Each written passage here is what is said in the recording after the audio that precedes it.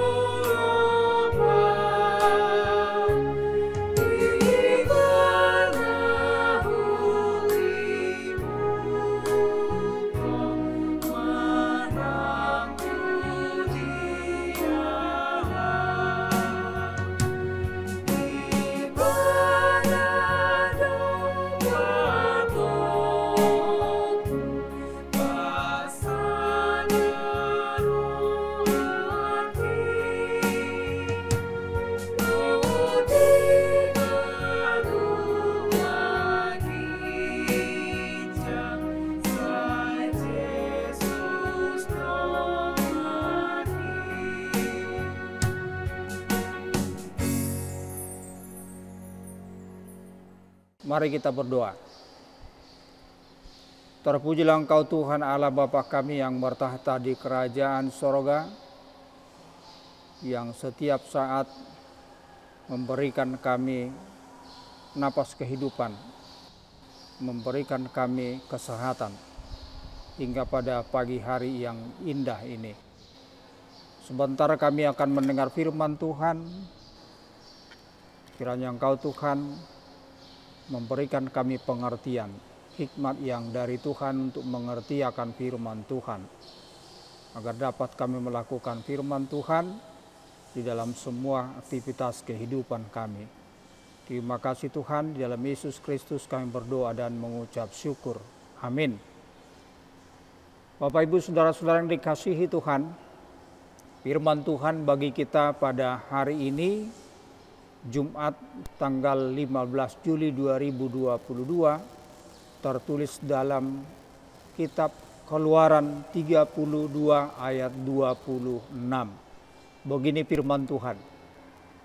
Jadi jongjong masih Musa di bahal ni Parsaroan laos ni nama. Robema tuahu manangise na mangaleho diri na tu Jehovah. Jadi marpungu matulabungna saluhut halak Levi.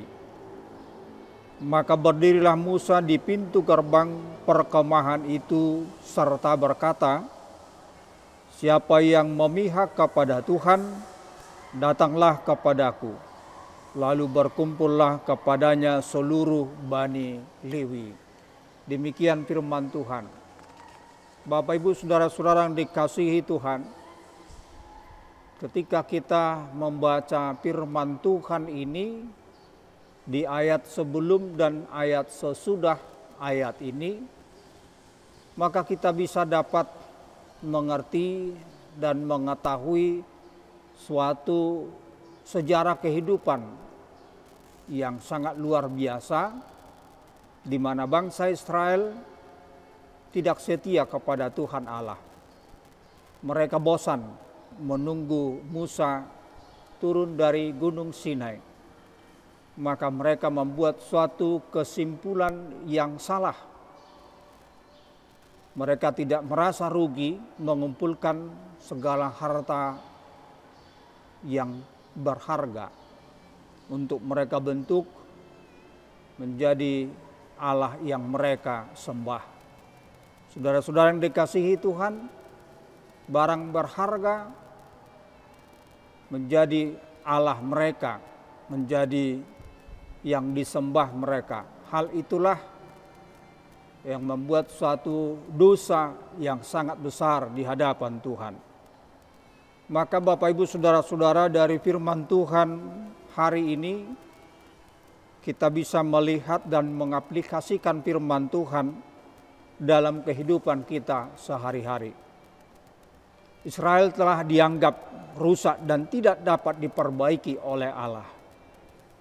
Satu-satunya cara adalah dibinasakan. Maka apa yang telah mereka lakukan ini bukan hanya soal lembu emas tuangan, tetapi akumulasi dari semua pelanggaran yang mereka perbuat, yang oleh Allah disebut tegar tengkuk. Penting sekali untuk kita pelajari kisah ini. Ketidaktaatan, kesalahan, tetapi kemudian bertobat pasti diampuni. Tetapi tegar tengkuk tak mau berubah, dan mereka telah dilabelkan menjadi orang yang rusak. Sudah pasti dibuang alias dibinasakan. Konsep sederhana ini yang ternyata digunakan oleh Allah ketika menghadapi kekerasan hati Israel. Pilihan bukan kepada Allah, tetapi pada kita. Yakni apakah kita mau berubah menuju ketaatan, atau justru cenderung mengeraskan hati alias tegar tengkuk. Jangan sampai Tuhan menyerah pada tegar tengkuk kita dan kemudian memberi label rusak dan tidak dapat diperbaiki lagi. Kebinasaan adalah hasil akhir jika kita tidak mau berubah. Harun gagal melaksanakan fungsi kepemimpinan. Demi kemauan dan kesenangan umat, ia menyetujui untuk membuat patung lembu emas tuangan itu. Seharusnya sebagai tangan kanan Musa, Harun bersikap sebagai seorang pemimpin yang konsisten. Apapun yang terjadi, umat tidak akan dibiarkan memasuki jurang maut. Barangkali Bapak Ibu saudara-saudara, dalam kehidupan kita mungkin hal ini bisa terjadi. Ketika banyak orang sekarang ini mengikuti kemauan orang-orang banyak dan tidak berani menegur kesalahan-kesalahan. Bukankah demikian juga dengan manusia pada umumnya? Yang penting aman. Apa suara kemauan mayoritas? Lakukan saja, asal posisi aman bagi kita. Kita diingat bahwa jika kita tidak menegur orang berbuat jahat dan kemudian mereka mendapat hukuman, maka kita yang diam atas kejahatan itu akan dituntut oleh Allah atas hukuman yang ditimpakan kepada mereka. Saudara yang dikasihi Tuhan, jadilah seperti Musa yang bertanggung jawab kepada Allah atas segala kesalahan umat. Jadilah pribadi yang juga mampu memohon belas kasihan Allah bagi orang yang melakukan kesalahan. Dengan kata lain, jadilah pribadi yang benar seperti Musa, untuk kemudian mampu berdiri di hadapan Allah, memohon pengampunan bagi orang lain dan kesalahan mereka. Saudara-saudara yang dikasihi Tuhan, mari kita sandingkan kehidupan kita dengan nats kita hari ini, agar kita benar-benar menyadari Tuhan tidak menginginkan kita dihukum, tapi Tuhan menginginkan kita selamat dan dikaruniakan mahkota kehidupan selama-lamanya. Kiranya kita setia tetap apapun yang terjadi menyembah dan memuji Tuhan kita Yesus Kristus. Amin. Kita berdoa.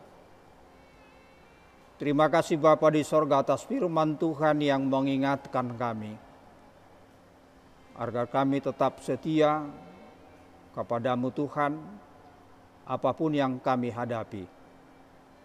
Agar kami menjadi anak-anak Tuhan yang terberkati, dan anak-anak Tuhan yang bisa memenangkan segala persoalan kehidupan kami. Kiranya Engkau Tuhan menuntun kami dan menguatkan kami untuk melawan dosa. Agar kami adalah anak-anak yang terselamatkan, yang dapat menerima berkat-berkat Tuhan, sukacita yang dari Tuhan. Kiranya hari ini Engkau Tuhan memberkati kami seluruhnya, jemaat-Mu dimanapun mereka bekerja, baik pun di kantor, baik pun di udara, di laut, dimanapun kegiatan dan pekerjaan yang kami lakukan pada hari ini. Engkau Tuhan selalu menyertai memberkati kami. Dan kiranya semua pekerjaan kami, Engkau Tuhan memberkatinya menjadi berbuah manis bagi kehidupan kami. Kiranya Engkau Tuhan mendengar doa dan permohonan kami di dalam Tuhan kami Yesus Kristus yang hidup selama-lamanya. Amin. Anugerah Tuhan kita Yesus Kristus, kasih setia Allah Bapa, dan persekutuan Roh Kudus kiranya menyertai kita sekalian. Amin. Selamat pagi Bapak Ibu Saudara-saudara, kiranya Tuhan memberkati kita dalam setiap pekerjaan kita hari ini. Horas.